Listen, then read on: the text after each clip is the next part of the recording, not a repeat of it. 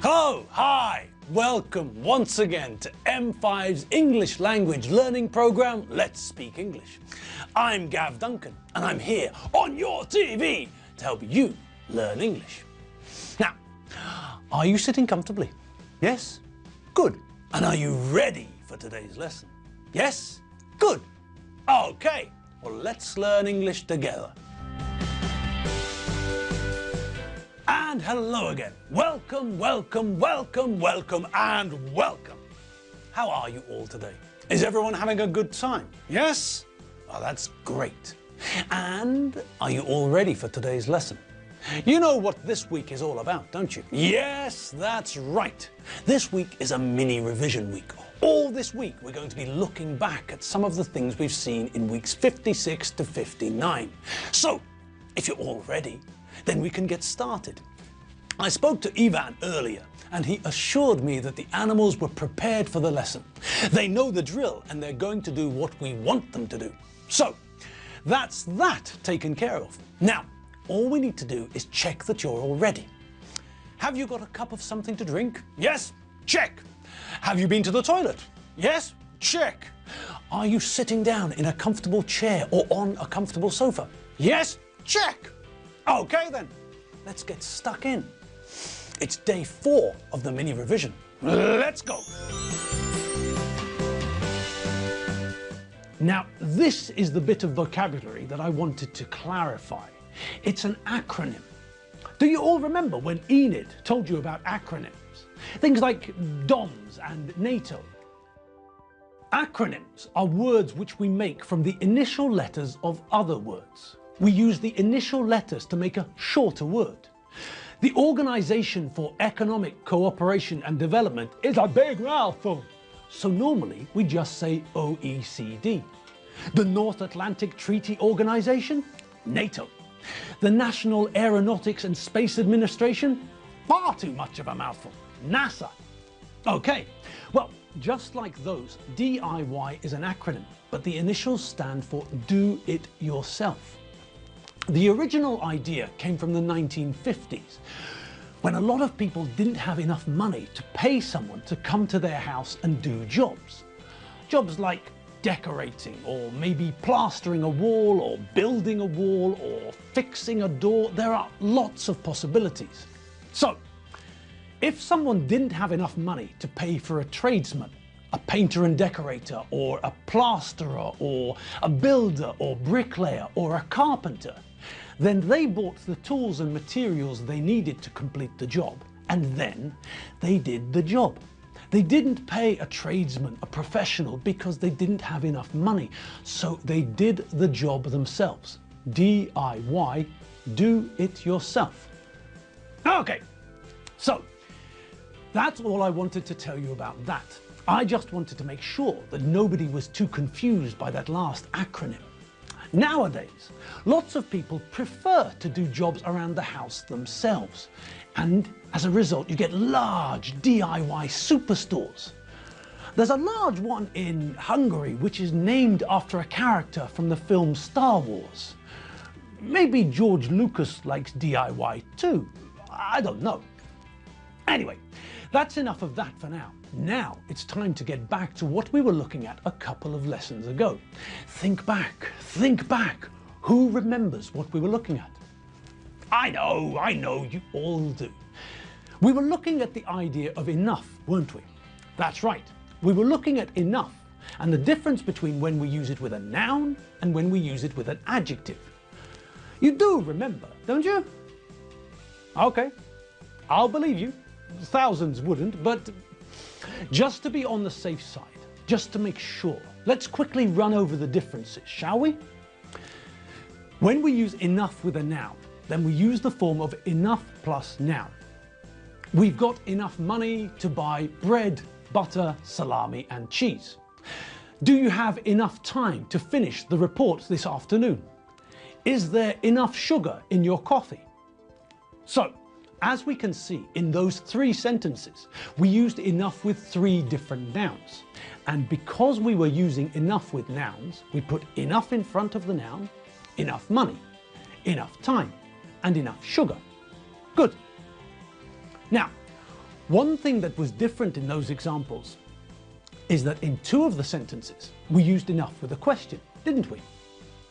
We didn't see this the other day, did we? No, but this isn't very difficult. It's not hard to handle. We can cope with this, no problem.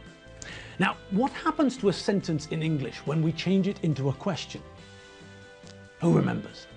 Yes, of course, you all do. When we make a question in English, the word order changes, doesn't it?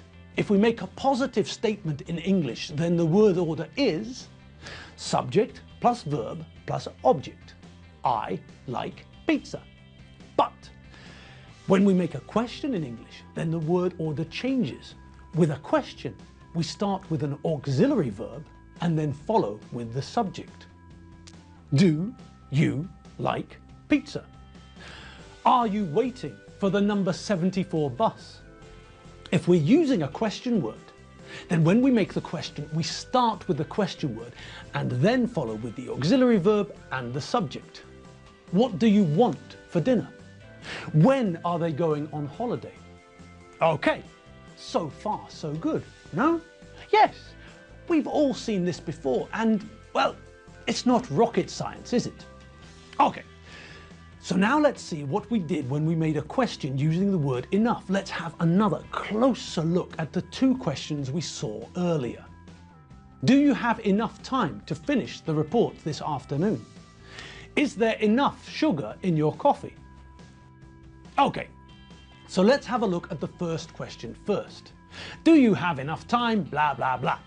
Well, is there anything difficult about this question? No.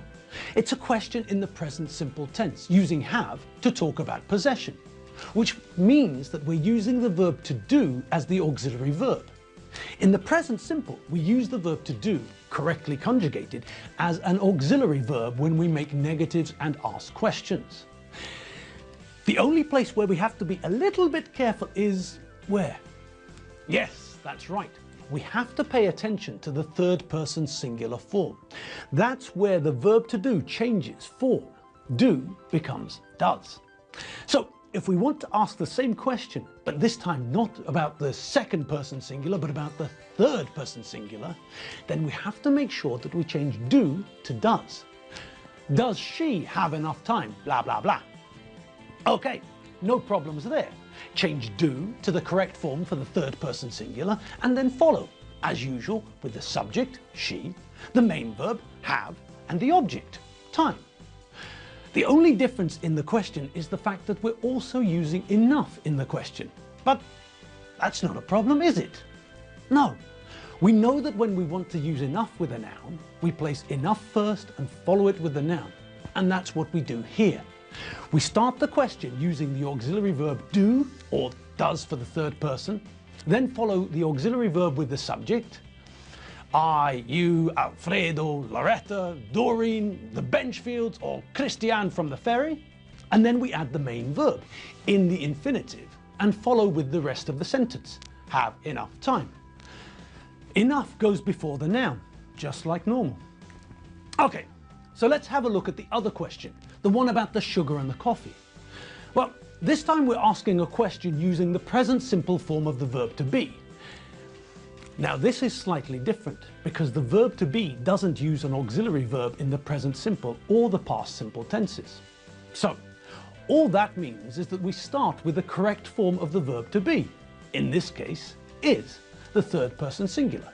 We're talking about sugar, which is the third person singular. So all we do is change the positive sentence, there is enough sugar in your coffee, into a question by changing the position of the verb.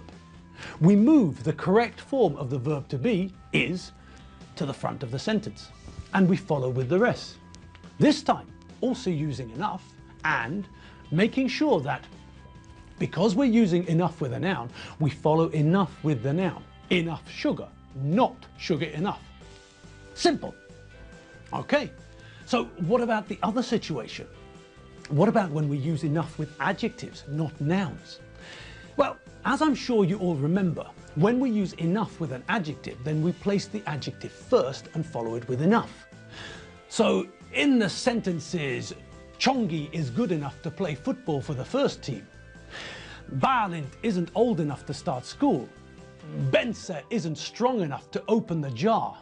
Nandi isn't tall enough to see over the wall. We can see that we follow the four adjectives, good, old, strong and tall, with enough. It's adjective plus enough, not the other way around.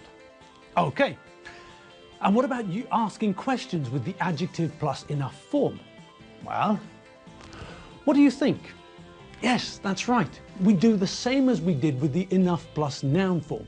We make the question and then add the adjective followed by enough, like this. Is Chongi good enough to play football for the first team? Is Balint old enough to start school?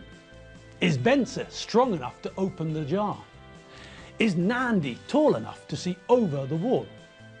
So, how did we turn those sentences into questions? Well, we took the correct form of the verb to be, and in all of these examples we used the third person singular, which means that we need is. And we started the sentence with is. The verb comes before the subject. In positive sentences, we follow the pattern of subject plus verb plus object. But in questions, we change the positions of the subject and the verb. It becomes verb plus subject. Now, did you all note that in the original examples we used the negative form? I'm sure you did, and it's not a problem, is it? No. All we had to do, as you can all see, is add the word not. That word we always see when we're making a negative sentence, to the verb. He is becomes he is not. And because we all prefer the abbreviated version, because we all like the short version more, we abbreviated is not to isn't. Simple. Okay, time for some practice. Have a look at the following sentences and complete them so that enough is in the right place. Before the noun, if the sentence is using a noun, and after the adjective, if the sentence uses an adjective. As usual, let's do the first one together, okay? Balint won't be a sumo wrestler, but he be not fat enough. Balint wants to be a sumo wrestler, but he's not fat enough. Okay, so that was pretty easy, wasn't it? We can see that the first thing we have to change is the verb to want. We're talking about Balint, which means that we're using the third person singular. The verb to want is regular, which means that we have to add an S to the end of the infinitive to make the correct third person singular form. I want, you want, but he, she and it wants. Okay, so far so good. Next we have to deal with the fact that there's another verb in the sentence. We often see this, especially after verbs like the verb to want. We often follow the verb want with another verb in the to infinitive form. This shows us what we want or what we would like. When I grow up, I want to be a policeman, just like TJ Hooker. When I get to the airport, I want to have a nice, cool, refreshing drink. Okay, so we know what Balint wants. He wants to be a sumo wrestler. Great, but there's a problem. Sumo wrestlers are fat. Really, really fat. Look at the guy on the right of this photo. So, we know that this part of the sentence is negative. We're talking about the fact that Balint is too slim. He's too thin. He doesn't weigh 300 kilos. So that means that he's not fat enough. And we're talking about Balint using the present simple form of the verb to be, which means that we have to conjugate the verb. He is. And when we add the negative, the word not, to the equation, then we get he's not. Also, we're using the word enough with an adjective, which means that we place the adjective before enough. Right then, let's put all of that together, shall we? Balint wants to be a sumo wrestler, but he's not fat enough. And that's it. Yes, our time for the day is up. We've used up our 15 minutes and it's time for us to turn the lights off and go home. So, I hope you enjoyed this lesson in the mini revision, and I hope that the rest of your afternoon and evening are going to be great. No, better than great. Fantastic! Remember, if you need more English, you can always pop over to www.m5tv.hu and check out some of our old lessons, as well as the vocabulary from our lessons. So, it's time for us to go, but don't worry, we'll be back on your screens tomorrow. See you then. See you later. Bye.